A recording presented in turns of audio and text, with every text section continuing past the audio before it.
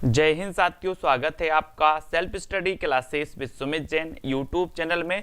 सो साथियों, स्टार्ट हो चुका है आज का ये सेशन। सभी साथी आ जाएं और एक बार जल्दी से लाइक कर दें, ठीक है। और सेल्फ स्टडी क्लासेस का जो ये ऐप है, इस ऐप को आपको डाउनलोड कर लेना है दोस्तों, ठीक है। अगर आपको हिंदी साहित्य की दोस्तों संपूर्ण पीडीएफ नोट्स परचेस करना है तो ये 25 दोस्तों 100 में आप इसको कर सकते हो, यानी कि 2500 रुपये में आप हिंदी साहित्य का आदि काल से लेकर दोस्तों आधुनिक काल और दोस्तों आपका उपन्यास, नाटक, ये सारी की सारी पीडीएफ नोट्स का आप प्रिंट आउट भी निकलवा सकते हो और आप पढ़ सकते हो, ठीक है। तो सभी साथी एक बार जल्दी से दोस्तों वीडियो को लाइक कर दें और संपूर्ण साहित्य का जिनको भी पीडीएफ कोर्स चाहिए है, पीडीएफ नोट्स वाला कोर्स, वो आज ही परचेस कर लें। और अगर आपको हिंदी साहित्य को दोस्तों वीडियो के माध्यम से, लाइव क्लासों के माध्यम से पढ़ना है तो इसमें अभी 1 दिसंबर तक 1100 रुपए का ऑफर है। आप इसमें एडमिशन ले सकते हैं, चाहे आप मास्टर कैडर वाले हों, चाहे आप एचपी एलटी ग्रेड वाले हों दोस्तों, चाहे टीजीटी पीजीटी वाले सभी साथी हों, ठीक है। तो हिंदी साहित्य के संपूर्ण कोर्स में एडमिशन लेने के लिए सबसे पहले self study classes app download करना है आपको। आज अपन दोस्तों कुछ महत्वपूर्ण कथन पढ़ने वाले हैं, कुछ महत्वपूर्ण कथन पढ़ने वाले हैं, जैसे भक्ति आंदोलन भारतीय चिंतन धारा का स्वाभाविक विकास है। ये कथन किसका? सीधा आंसर पूछा जाता है दोस्तों। भक्ति आंदोलन भारतीय चिंतन धारा का स्वाभाविक विकास है, ये कथन किसका है? आपसे पूछा जाएगा तो आप क्या बताओगे? आपको बताना है पंडित हजारी प्रसाद द्विवेदी, ठीक है। हजारी प्रसाद कई बार पूछा गया। आपने देखा था कि रामचंद्र शुक्ल बोलते थे, क्या बोलते थे कि जो भक्ति काल है, ठीक है, वो क्या है, क्या माना जाता है? मुस्लिम आक्रमणों की देन मानी जाती है, इस प्रकार से, ठीक है। तो ऐसे ही दोस्तों भक्ति आंदोलन भारतीय चिंतन धारा का स्वाभाविक विकास ये किसने कहा? तो आपको हजारी प्रसाद द्विवेदी लगाना। क्वेश्चन पूछा ही जाता है, ठीक है, बिल्कुल। भक्ति धर्म का रसात्मक रूप है, भक्ति धर्म का रसात्मक रूप है, ये किसने कहा? रामचंद्र शुक्ल ने कहा, ठीक है। भक्ति धर्म का रसात्मक, आपसे पूछा जाएगा कि बताइए भक्ति धर्म का रसात्मक रूप है, कथन किसका है? क्या बताओगे? आचार्य रामचंद्र शुक्ल का। हम अपने को ऐसे धार्मिक आंदोलन के सामने पाते हैं जो सब आंदोलन से कहीं अधिक विशाल है। इसे भारतवर्ष ने कभी देखा है? यहां तक कि वह बौद्ध धर्म के आंदोलन से भी अधिक विशाल है, क्योंकि इसका प्रभाव आज भी विद्यमान है। इस युग में धर्म ज्ञान का नहीं बल्कि भावावेश का विषय हो गया है। ये डॉक्टर ग्रियर्सन का कथन है दोस्तों, इसको आपको याद रख लेना है, ठीक है। ये डॉक्टर ग्रियर्सन ने कहा था कि हम अपने को ऐसे धार्मिक आंदोलन के सामने पाते हैं। ये कथन किसका है? आपसे पूछा जाएगा तो ये कथन ग्रियर्सन का है। बिजली की चमक के समान अचानक समस्त पुराने धार्मिक मतों के अंधकार के ऊपर एक नई बात दिखाई दी। कोई हिंदू यह नहीं जानता कि यह बात कहां से आई और कोई भी इसके प्रादुर्भाव का कारण निश्चित नहीं कर सकता। ये कथन किसका है? ये कथन है डॉक्टर ग्रियर्सन का, ठीक है। उसके बाद भक्ति आंदोलन ईसाईयत की देन है, ईसाईयत की देन है दोस्तों, ये किसने कहा? तो ये भी डॉक्टर ग्रियर्सन ने, जो कि सबसे ज्यादा ये पूछा जाता है कि भक्ति आंदोलन ईसाईयत की देन है, ये कथन किसका है? डॉक्टर ग्रियर्सन का। देश में मुसलमानों का राज प्रतिष्ठित हो जाने पर हिंदू जनता के हृदय में गौरव और गर्व और उत्साह के लिए अवकाश न रह गया। उसके सामने ही देव मंदिर गिराए जाते थे, देव मूर्तियां तोड़ी जाती थी, पूज्य पुरुषों का अपमान होता था और वे कुछ नहीं कर सकते थे। ऐसी दशा में अपनी वीरता के गीत ना तो वे गा ही सकते थे और ना बिना लज्जित हुए सुन ही सकते थे। अपने पौरुष से हताश जाति के लिए भगवान की शक्ति और करुणा की ओर ध्यान ले जाने के अतिरिक्त दूसरा मार्ग ही क्या था? ये कथन किसका है? तो ये कथन है दोस्तों रामचंद्र शुक्ल का, ठीक है। तो रामचंद्र शुक्ल आपको याद रख लेना है, ठीक है। उसके बाद यहां पर अपन ने देखा कि अपने पौरुष से हताश जाति के लिए भगवान की शक्ति और करुणा की ओर ध्यान ले जाने के अतिरिक्त दूसरा मार्ग ही क्या था? कथन किसका है? कथन रामचंद्र शुक्ल का है। पूछा जाता है, याद रख लेना है। लेकिन ये पूछा जाता है दोस्तों, ये मोस्ट इंपॉर्टेंट है। अगर इसको आपने बहुत अच्छे से अध्ययन कर लिया तो आप कोई भी एग्जाम की तैयारी कर रहे हो, भक्ति काल से एक या दो कथन आपके फंस ही जाएंगे। लेकिन जोर देकर कहना चाहता हूं कि अगर इस्लाम नहीं आया होता तो भी इस साहित्य का 12 आना वैसा ही होता जैसा कि आज है। कौन कह रहा है? ये कह रहे हैं पंडित हजारी प्रसाद द्विवेदी। क्या कह रहे हैं? कि मैं जोर देकर कहना चाहता हूं कि अगर इस्लाम भी ना आया होता तब भी हिंदी साहित्य का इतिहास वैसा ही रहता जैसा कि आज है। ये कथन किसका है? तब आपका उत्तर होगा हजारी प्रसाद द्विवेदी का। हजारी प्रसाद मोस्ट इंपोर्टेंट कथन है दोस्तों, इसको याद रख लेना। पराजय के बाद व्यक्ति या तो अपनी आध्यात्मिक श्रेष्ठता दिखाना चाहता है अथवा विलास में डूबकर पराजय को भूल जाना चाहता है। भक्ति आंदोलन का स्रोत पहली मनोवृत्ति है। ये कथन है बाबू गुलाब राय का। ये कथन किसका है? बाबू गुलाब राय का। पराजय के बाद व्यक्ति या तो अपनी आध्यात्मिक श्रेष्ठता दिखाना चाहता है अथवा विलास में डूबकर पराजय को भूल जाना चाहता है। भक्ति आंदोलन का स्रोत पहली मनोवृत्ति है। कथन किसका है? तो बाबू गुलाब राय का। बाबू गुलाब राय का, इसको याद कर लेना है। इसको कैसे पढ़ोगे? मैं लेकिन जोर देकर कहना चाहता हूं और हजारों बार कहना चाहता हूं। जब व्यक्ति पक्की बात करता है तो व्यक्ति एक ही बात को हजारों बार कहता है कि मैं जोर देकर कहना चाहता हूं, हजारों बार कहना चाहता हूं कि अगर इस्लाम भी नहीं आया होता तब भी हिंदी साहित्य का 12 आना वैसा ही होता जैसा कि आज है।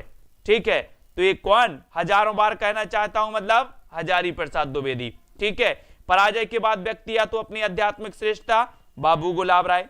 ठीक है, जिस युग में कबीर, जायसी, तुलसी सूर जैसे सुप्रसिद्ध कवियों और महात्माओं की दिव्य वाणी उनके अंतःकरणों से निकलकर देश के कोने कोने में फैली थी, उसे साहित्य के इतिहास में सामान्यतः भक्ति युग कहते हैं। क्या कहते हैं? भक्ति युग कहते हैं। निश्चित ही वह हिंदी साहित्य का स्वर्ण युग था। ये किसने कहा था? ग्रियर्सन ने। ये क्वेश्चन भी आता है कि भक्ति काल को स्वर्ण युग किसने कहा? भक्ति काल को स्वर्ण युग किसने कहा?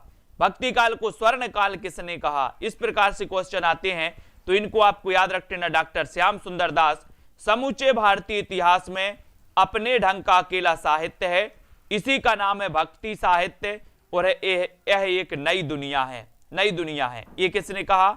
हजारी प्रसाद द्विवेदी ने। इन्होंने यह एक नई दुनिया कहा दोस्तों, कि यह तो एक नई दुनिया है। कौन कह रहा? हजारी प्रसाद द्विवेदी। ठीक है, प्रतिभा उनमें कबीर में दोस्तों बड़ी प्रखर थी। प्रतिभा उनमें बड़ी प्रखर थी। कथन किसका है? कथन है रामचंद्र शुक्ल का। कथन किसका है? रामचंद्र शुक्ल का। किसमें? कबीर में प्रतिभा बड़ी प्रखर थी। आपसे पूछा जाएगा किसका कथन है, आप रामचंद्र शुक्ल बताना। लेकिन मैंने तो आपको कथन बता दिया, अब आपको कबीर का जन्म बताना है। कहां हुआ था, कब हुआ था, जल्दी से बताओ। भाषा पर कबीर का जबरदस्त अधिकार था, वे वाणी के डिक्टेटर थे। तो ये हजारी प्रसाद द्विवेदी ने कहा था दोस्तों। और कई बार पूछा गया कि दोस्तों कबीर को वाणी का डिक्टेटर किसने कहा? कबीर को वाणी का डिक्टेटर किसने कहा? तो आपको बताना है पंडित हजारी प्रसाद द्विवेदी ने। कबीर को वाणी का डिक्टेटर किसने कहा? उत्तर होता है हजारी प्रसाद द्विवेदी ने। ठीक है, कबीर तथा अन्य निर्गुण पंथी संतों के द्वारा रागात्मिका भक्ति और ज्ञान का योग तो हुआ है, पर कर्म की दिशा वही रही जो नाथ पंथियों के यहां रही। ये कथन किसका है? ये कथन है रामचंद्र शुक्ल का। रामचंद्र शुक्ल का। कबीर ने अपनी झाड़ फटकार के द्वारा हिंदुओं और मुसलमानों का कट्टरपन दूर करने का जो प्रयास किया वह अधिकतर चढ़ाने वाला सिद्ध हुआ, हृदय का स्पर्श करने वाला नहीं।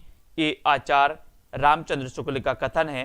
तो इतने सारे कथन आपको याद करना है, पूरे के पूरे कथन, जिनमें दोस्तों आपको याद कर लेना सबसे पहले कि भक्ति आंदोलन भारतीय चिंतन धारा का स्वाभाविक, भारतीय चिंतन धारा का स्वाभाविक विकास है। ठीक है, और जनता की चित्तवृत्ति का अगर पूछा जाए तो वो रामचंद्र शुक्ल ने। भक्ति धर्म का रसात्मक रूप है, रामचंद्र शुक्ल ने। ठीक है, ये हो गया। बिजली की चमक के समान गिरे, बिजली की चमक के समान गिरे, जैसी बिजली गिरती है बोले ऐसे बिजली के जैसे गिरे। तो बिजली की चमक की अगर आ जाए बात तो बिजली की चमक के समान गिरे, गिरे तो ग्रियर्सन। ठीक है, भक्ति आंदोलन ईसाइत की देन है, ईसाइत की देन है ग्रियर्सन ने। ये भी अपन को याद रख लेना है, ईसाइत की देन है। ठीक है, ये ग्रियर्सन ने कहा, ये कथन ग्रियर्सन का है। उसके बाद कहा था कि दोस्तों अपने पौरुष से हताश जाति भगवान की शक्ति और करुणा की ओर ध्यान ले जाने के अतिरिक्त दूसरा मार्ग नहीं था। ये कथन किसका है? रामचंद्र शुक्ल का है।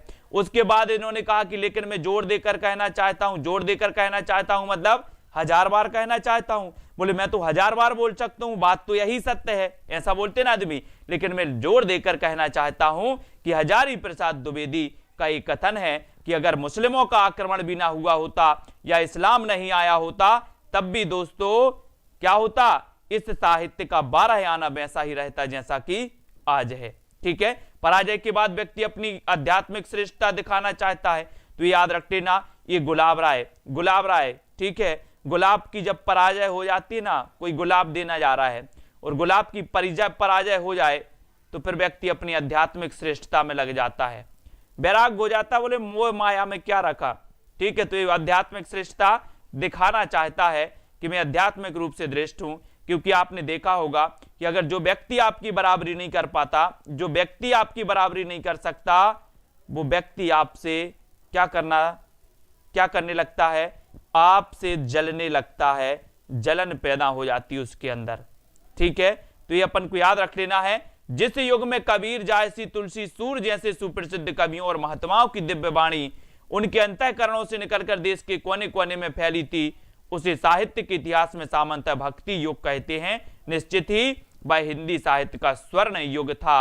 अब एक चीज बताना कि जो स्वर्ण युग होगा वह सुंदर होगा कि खराब होगा, सीधी सी बात है। स्वर्ण युग होगा तो सुंदर होगा कि खराब होगा, तो बोले सर सुंदर होगा, तो ये कथन भी किसका होगा, ये कथन भी श्याम सुंदर का है। किसका है, श्याम सुंदर का, क्योंकि स्वर्ण युग सुंदर ही होगा, वो खराब नहीं हो सकता। ठीक है, समूचे भारतीय इतिहास में अपने ढंग का अकेला साहित्य है दोस्तों, यह एक नई दुनिया है। हजारी प्रसाद द्विवेदी, यह एक नई दुनिया जहां हजारों लोग रहते हैं। ठीक है, तो ये हजारी प्रसाद द्विवेदी हो गए। ठीक है, भाषा पर कबीर का जबरदस्त डिक्टेटर, वाणी का डिक्टेटर है, तो डिक्टेटर कबीर को वाणी का डिक्टेटर सभी को पता, हजारी प्रसाद द्विवेदी ने कहा। ठीक है, अब उसके बाद कबीर तथा अन्य निर्गुणपंथी संतों के द्वारा रागात्मिका भक्ति और ज्ञान योग का तो जो हुआ, पर कर्म की दिशा वही रही जो नाथ पंथियों की यहाँ रही, ये शुक्ल का कथन है। तो इस प्रकार से दोस्तों अपन को कथनों को याद करना है, थोड़ा थोड़ा सा टाइम पास करके कथन याद करिए, मजा आएगा। लाइक करते रहिए, शेयर करते रहिए अपने मित्रों को। कबीर की रचना में कितने रंग हैं, अक्खड़ समाज चेता का है ना दोस्तों, कटुक्तिकार का एकदम भाव विभोर होकर, आत्मसमर्पण का गहरी रहस्य चेतना का, प्रेम के तन्मय भाव का और चरम वैराग्य का, इन सभी रंगों में उनकी कला सक्रिय है और पूरी तरह संश्लिष्ट। इतना वैविध्य कम रचनाकारों में मिलेगा, जाहिर है, इसलिए फुटकर पद और दोहे लिखकर बिना महाकाव्य लिखे वे हिंदी में क्या है, महाकवि हैं, ये राम स्वरूप चतुर्वेदी। तो ये क्वेश्चन भी आता है कि कबीर को बिना महाकाव्य लिखे भी उन्हें महाकवि किसने कहा, ये क्वेश्चन भी आया हुआ है, तो वो राम स्वरूप चतुर्वेदी ने कहा था। किसने कहा था, राम स्वरूप चतुर्वेदी, क्योंकि आपने देखा होगा कि जो महाकाव्य लिखता है उसे महाकवि कहा जाता है। तुलसीदास हो गए, ठीक है, उदयसिंह उपाध्याय, हरिऔध जी हैं, चंद्रवरदाई हैं, इन्हें महाकवि कहा जाता है क्योंकि इन्होंने महाकाव्य लिखा। लेकिन कबीर ने कोई महाकाव्य नहीं लिखा, फिर भी राम स्वरूप चतुर्वेदी ने क्या कहा है, महाकवि कहा है, महाकवि। ठीक है, बुद्ध देव के बाद भारत के सर्वाधिक बड़े लोकनायक तुलसीदास हैं, ये जॉर्ज ग्रियर्सन ने कहा था कि बुद्ध देव के बाद भारत के सर्वाधिक बड़े लोकनायक तुलसीदास हैं। किसने कह दिया, जॉर्ज ग्रियर्सन ने। ये कथन आया है कई बार आया, इसलिए याद कर लेना कि बुद्ध देव के बाद भारत के सर्वाधिक बड़े लोकनायक कौन है, तो उत्तर होगा जॉर्ज ग्रियर्सन। ठीक है, तुलसी का सारा काव्य समन्वय की विराट चेष्टा है, हजारी प्रसाद द्विवेदी। अब एक चीज बताना दोस्तों कि हमें हजारों लोगों से समन्वय करना पड़ता है अगर इस जिंदगी को जीना है। तो अगर आपके अंदर समन्वय नहीं है, समन्वय करने की भावना नहीं है, तो आप जिंदगी को कैसा जियोगे, सूखी सूखी जिंदगी जियोगे। और अगर आपके अंदर समन्वय क्या दोस्तों क्या है, कौशल है, तो आपकी जिंदगी बहुत अच्छी और खुशमय हो जाती है। समन्वय होना चाहिए, समन्वय करना आना चाहिए आपके अंदर। आप अगर अपनी बात पर अड़े हैं तो ये दुनिया है, यहाँ किसी की नहीं चलती, इसलिए समन्वय करना आना चाहिए। तुलसी का सारा काव्य समन्वय की विराट चेष्टा है, ये पंडित हजारी प्रसाद द्विवेदी का कथन है, ये आपको याद करना है। समन्वय सीखना है सभी लोगों को, क्योंकि घर में तो चल जाता कि हाँ पुत्र है, हट करता है, जिद करता है, बात नहीं मानता। बाहर की दुनिया ये नहीं समझती कि आप हट कर रहे हो या जिद कर रहे हो, फेंक दिया जाता है बाहर। इसलिए समन्वय आना चाहिए। और तुलसी का सारा काव्य समन्वय की विराट चेष्टा है, ये पंडित हजारी प्रसाद द्विवेदी का कथन है। इसको याद कर लेना। भारतवर्ष का लोकनायक वही हो सकता है जो समन्वय करने का अपार धैर्य लेकर आया हो, अपार धैर्य लेकर आया हो। ये कथन भी पंडित हजारी प्रसाद द्विवेदी, पंडित हजारी प्रसाद द्विवेदी। ठीक है। हिंदी काव्य की सब प्रकार की रचना शैली के ऊपर गोस्वामी तुलसीदास ने अपना ऊंचा स्थान प्रतिष्ठित किया।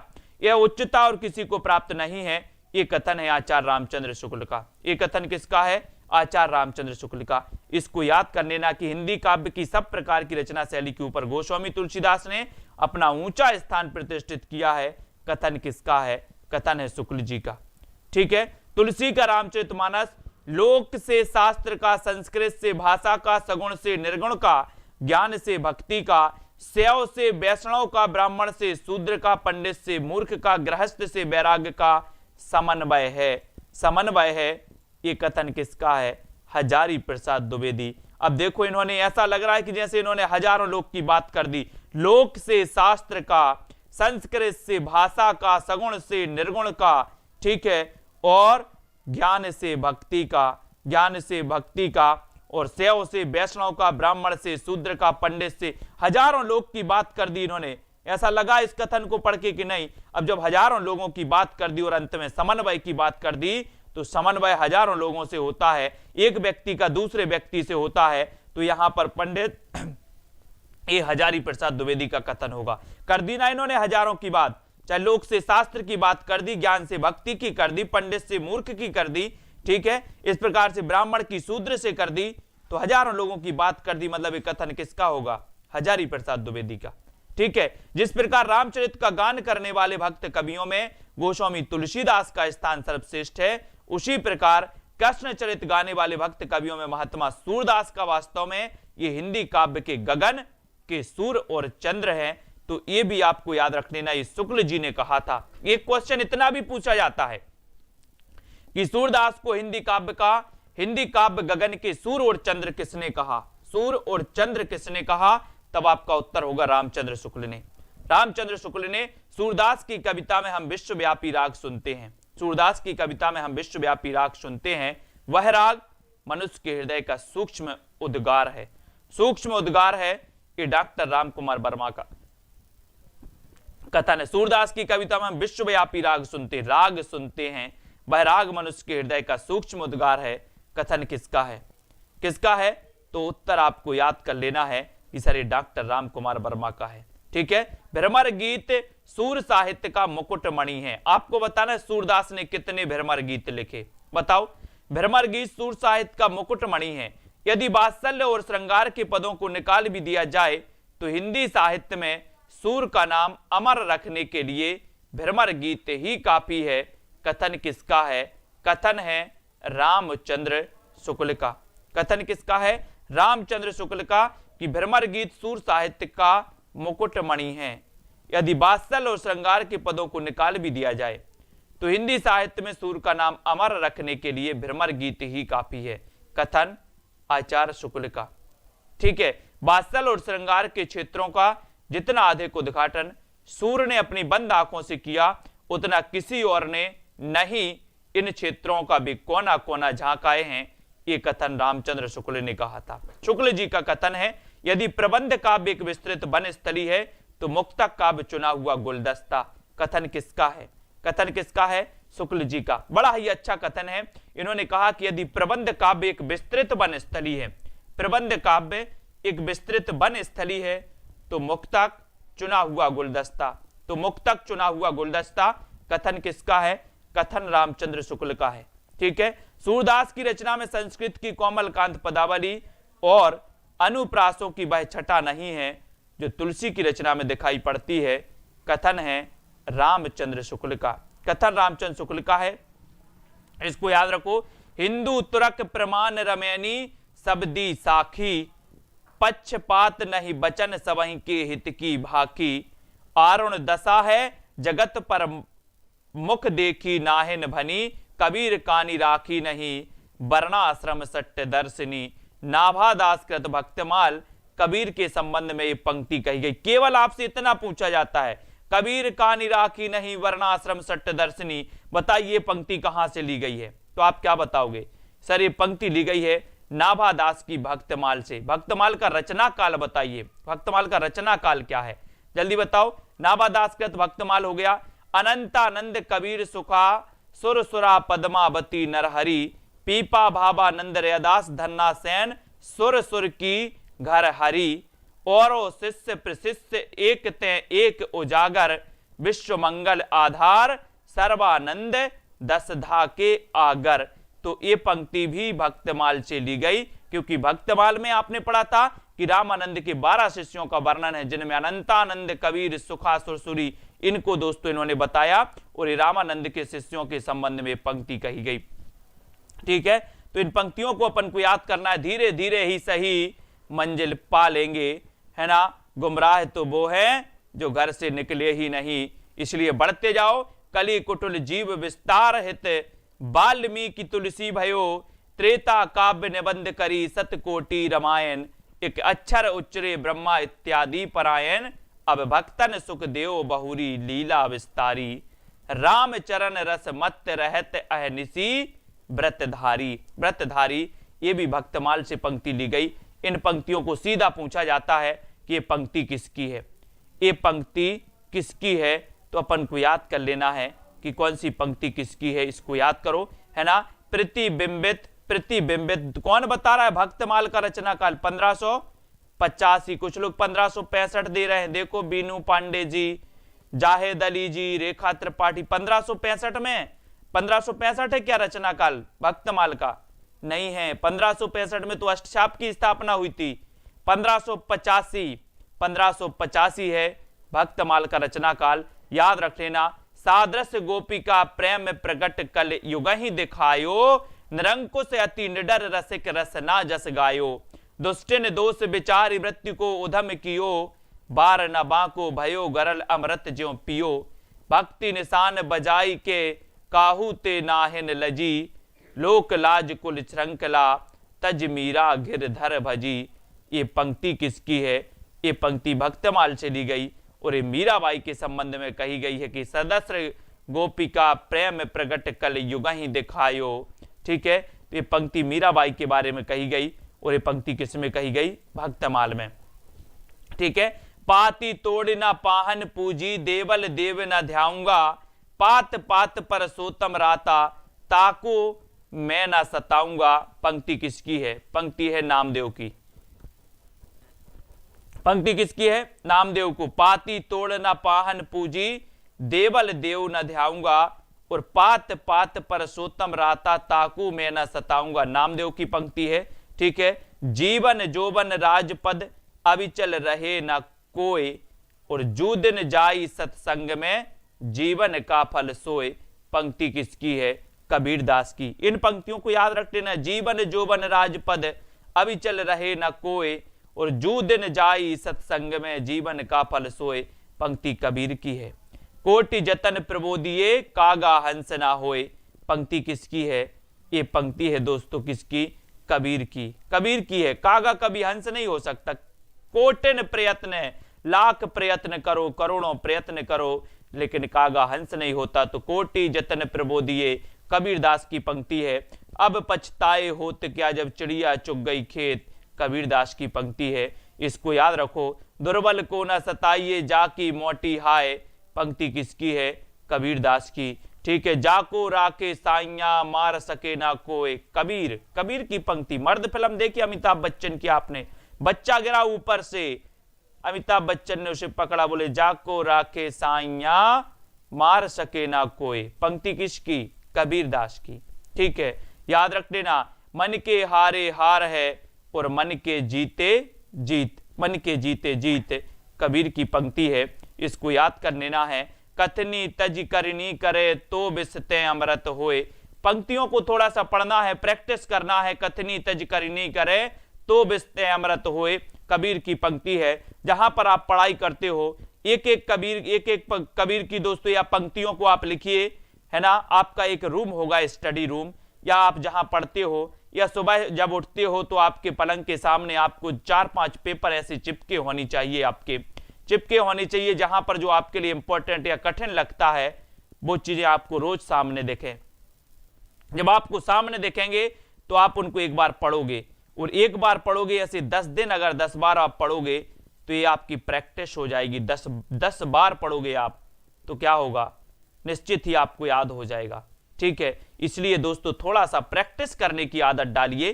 ठीक है, कथनी तज करनी करे तो बिस्ते अमृत होए कबीर, बोया पेड़ बबूल का आम कहां ते खाए। ये भी कबीर की पंक्ति है।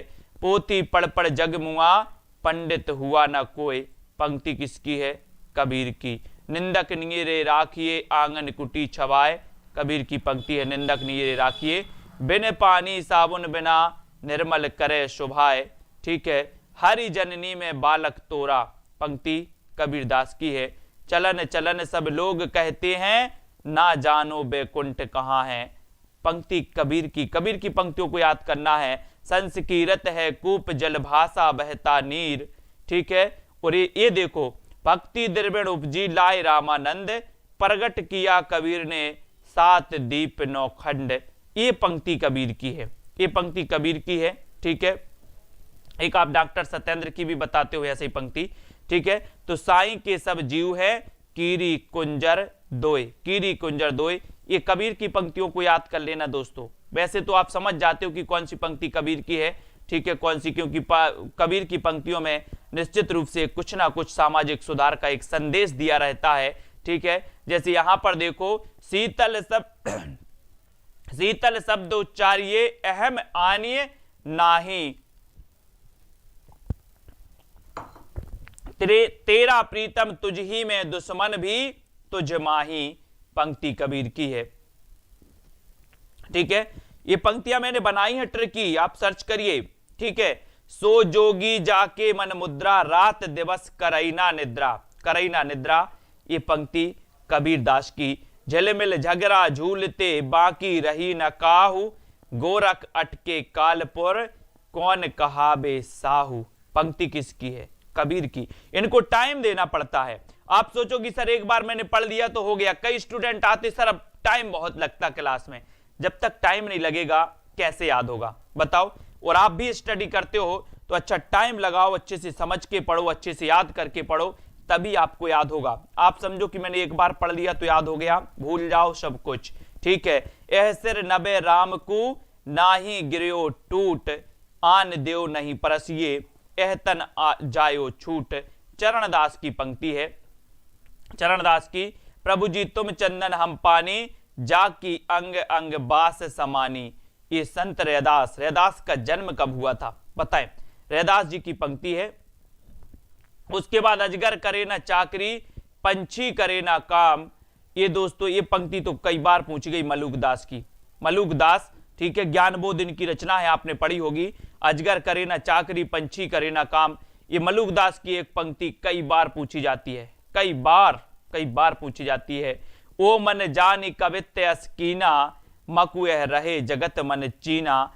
ये जायसी की पंक्ति है। जायसी की याद रखोगे। ठीक है, और मानुष प्रेम भयउ बेकुंठी, और नाहिंते काहे छार भूरी भरी मुट्ठी। ये भी पंक्ति जायसी की। मानुष प्रेम भयउ बेकुंठी, बोले प्रेम मानुष प्रेम भयउ बेकुंठी। बेकुंठ को जायसी, बेकुंठ को जायसी, तो बैकुंठ को जायसी याद रख लेना है। उन बानन असको जो ना मारा, बेदि रहा सिगरो संसारा। सिगरो संसारा पंक्ति जायसी की है। ठीक है, पियो सु कहूं संदेशड़ा, हे भोरा हे काग, सोधन बिरही जरि मुई, तेह के धुआं हम लाग। पंक्ति किसकी है, जायसी की। ठीक है, तो इनको याद रख लेना है। को बानन असको जो ना मारा, बोधि रहा सिंगरो संसारा। पीयूसो कहूं संदेशड़ा, हे भोरा हे काग, सोधन बिरही जरमुई, तेह के धुआं हम लाग। जायसी, हिंदू मग पर पाँव न राख्यू, का बहुते जो हिंदू भाक्यू। ये नूर मोहम्मद की पंक्ति, ये पंक्ति पूछी गई थी दोस्तों अभी शायद। हिंदू मग पर पाँव न राख्यू, का बहुते जो हिंदू भाक्यू। नूर मोहम्मद की पंक्ति है। ठीक है, रुकमिनी पुनि बेसही मर गई, कुलबंती सत सो सत भाई। कुतुबन, कुतुबन इसको याद रख लेना है, कुतुबन की पंक्ति है। कुतुबन, अगर रुकमणी को वन में छोड़ दिया जाए, बोले रुकमणी पुनि वैसा ही मर गई, बोले सर वन में छोड़ दो किसी व्यक्ति को तो वैसे ही मर जा है, ठीक है। सुरतीय नरतीय नांगतीय सब चाहत अस होए, गोद लिए हुलसी फिरे तुलसी सो सुत होए। यहाँ बहुत सारे लोग कंफ्यूज हो जाते हैं। तुलसी की माता का नाम हुलसी था, और आपको पता है गोद लिए हुलसी फिरे तुलसी सो सुत होए, ये रहीम की पंक्ति है, रहीम की पंक्ति है दोस्तों, तुलसीदास की, याद रख लेना है, ठीक है। और ये सुरतीय नरतीय नांगतीय, यहाँ तुलसीदास आ जाता है तो आप लोग आओ देखा ना ताओ और तुलसीदास लगा दिया, लेकिन अब तुलसीदास नहीं लगाना। अब यहाँ पर याद रख लेना कि ये गोद लिए हुलसी फिरे तुलसी सो सुत होए पंक्ति किसकी है? रहीम की। इंपॉर्टेंट पंक्ति है, इसलिए भूलना नहीं। रहीमन विपदा हूं भली जो थोड़े दिन होए, और हित अनहित या जगत में जान पड़त सब कोय, ये भी पंक्ति रहीम की है। रहीम की पंक्तियों को याद कर लेना। विक्रम धसा प्रेम का बारा, सपना बती कहे गयाऊ पतारा, मंझन की पंक्ति है। किसकी पंक्ति है? मंझन की। विक्रम धसा प्रेम का बारा, सपना बती कहे गयाऊ पतारा, मंझन की पंक्ति है। मंझन को याद रख लेना। धुनि गिर में उत्पन्नो दादू योगेंद्रा महामुनि, महामुनि रज्जब, ठीक है। रज्जब को याद कर लेना। सपना बत्ती कह गयाऊं पतारा, मंझन की पंक्ति है, मंझन, ठीक है। यहां पर देखो, धुनि गिर में उत्पन्नो दादू योगेंद्रा महामुनि रज्जब, बलनदीप देखा अंग्रेजा, तहां जाई जेहि कठिन करेजा, कठिन करेजा। उस्मान, उस्मान, बलनदीप देखा अंग्रेजा, अंग्रेजा ने जहां बलनदीप देखा तो उसका मान घट गया, उस्मान घट गया। बोले सर उसका मान घट गया, तो बलनदीप देखा अंग्रेजा, तहां जाई जही गठिन करेजा। उस्मान, मान घट गया उसका, तो उस्मान, ठीक है। परहित सरस धर्म नहीं भाई, ये पंक्ति तुलसीदास, तुलसीदास को भी याद कर लिया।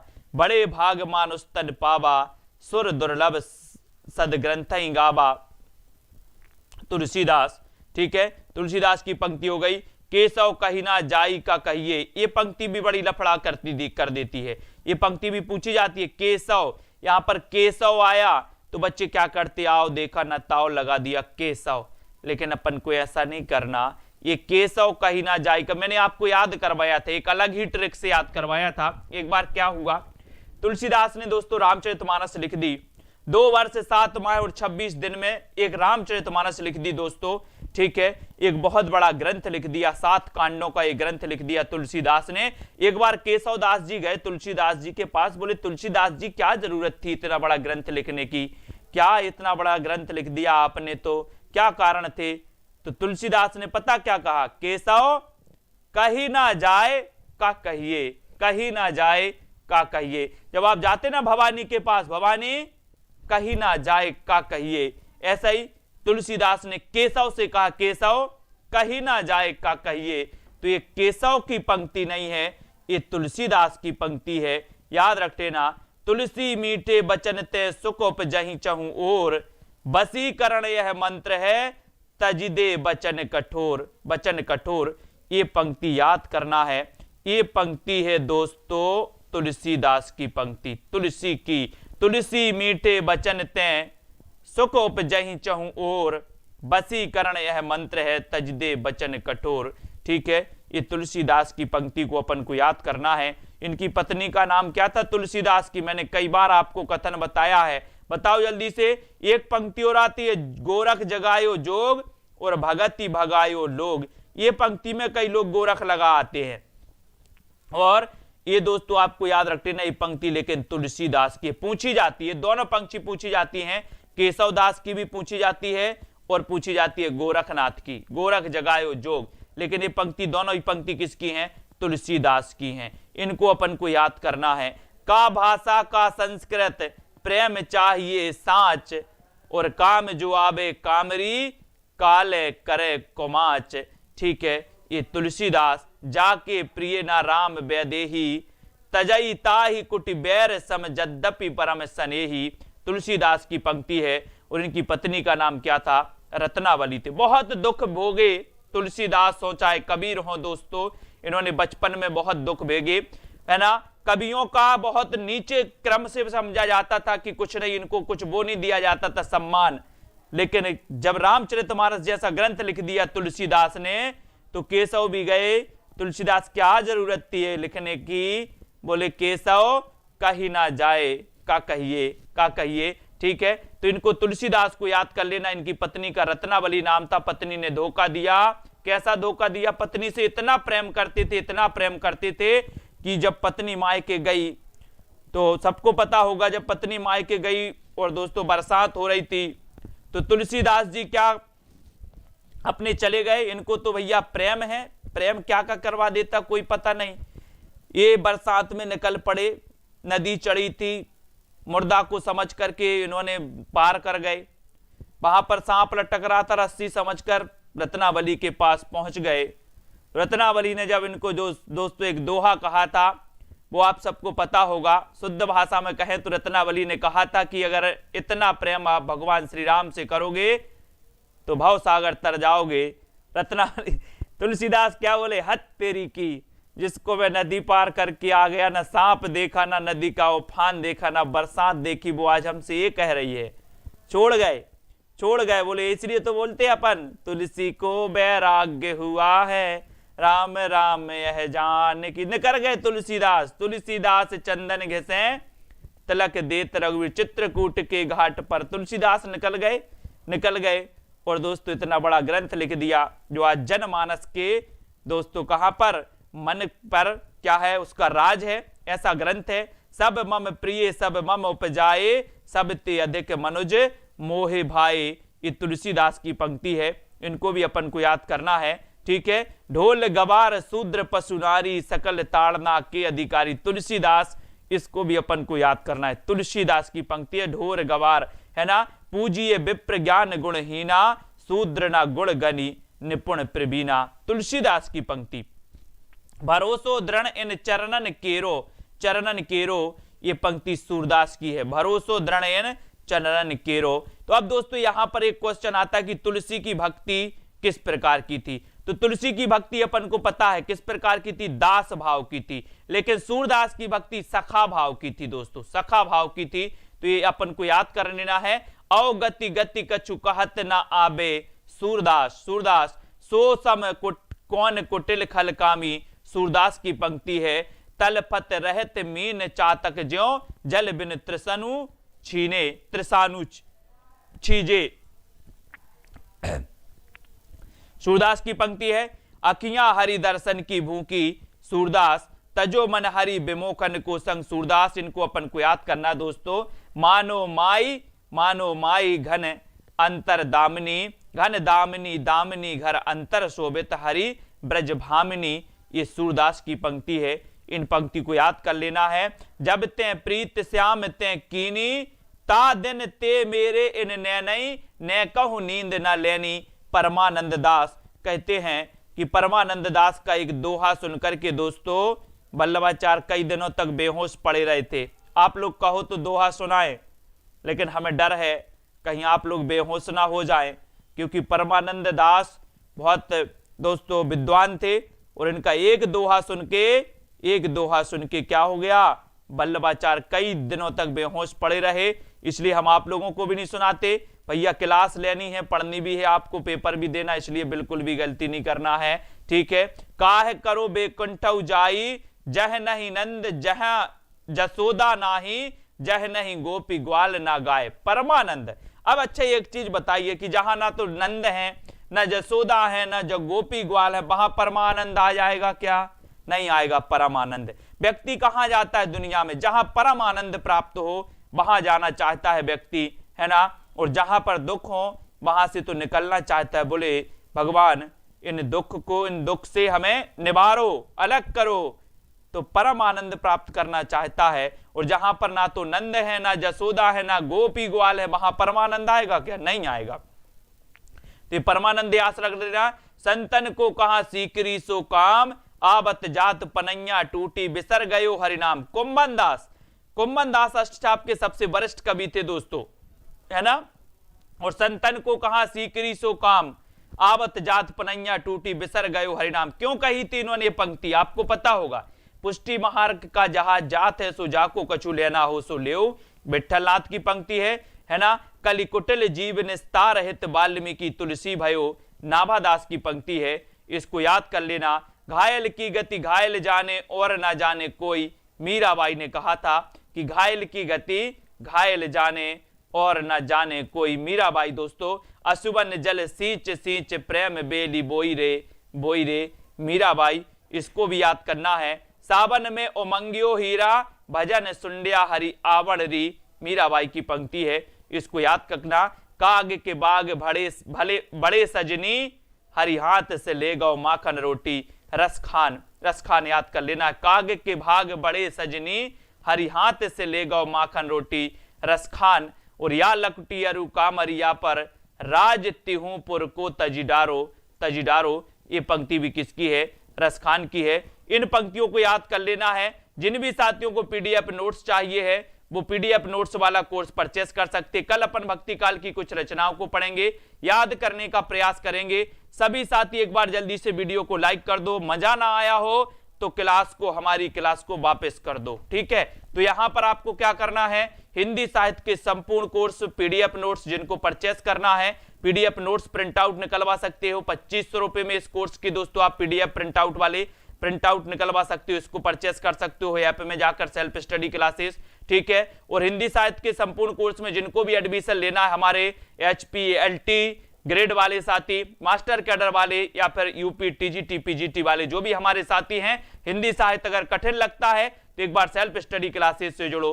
हिंदी साहित्य आपको ऐसा याद हो जाएगा दोस्तों, ऐसा लगने लगा कि हिंदी साहित्य मुझसे बहुत कुछ बनने लगा है। इस प्रकार से अगर आप पढ़ाई करना चाहते हैं तो बिल्कुल भी ना चूकें, साहित्य से जुड़ जाए, हिंदी साहित्य से, और दोस्तों सेल्फ स्टडी क्लासेस ऐप से जुड़ जाए, ठीक है। एक बार अकबर ने कुंभन दास को फतेहपुर, बिल्कुल बहुत बढ़िया, विजय शंकर जी वेरी गुड, रेखा जी, उदय यादव जी, उमा जी, श्वेता, लवली ठाकुर जी, जाहिद अली जी, सभी साथियों को धन्यवाद। और दोस्तों सभी अपने मित्रों तक शेयर कर दिया करो ताकि सभी लोग इसका आनंद लें, पढ़ते रहें, लाइक शेयर करते रहें, सेल्फ स्टडी क्लासेस ऐप से जुड़ जाएं और दोस्तों निरंतर अध्ययन करें, ठीक है। क्योंकि बहुत सारी चीजें आपको क्लास के दौरान ही याद करवाई जाती है और आपको याद नहीं करवाई जाती, आपको तो कुछ नहीं, सुनना बस है। अपनी क्लास में ये होता, सुनना बस है, आपको याद तो अपने आप हो जाएगा, चिंता नहीं करना है, ठीक है। कुरैशी जी बहुत बढ़िया, रीता कांत रागनी जी, संगीता सागर जी, सभी साथियों के लिए बहुत बहुत धन्यवाद। लाइक करें, शेयर करें, और आज के इस वीडियो के लिए बस इतना ही, ठीक है। जय हिंद।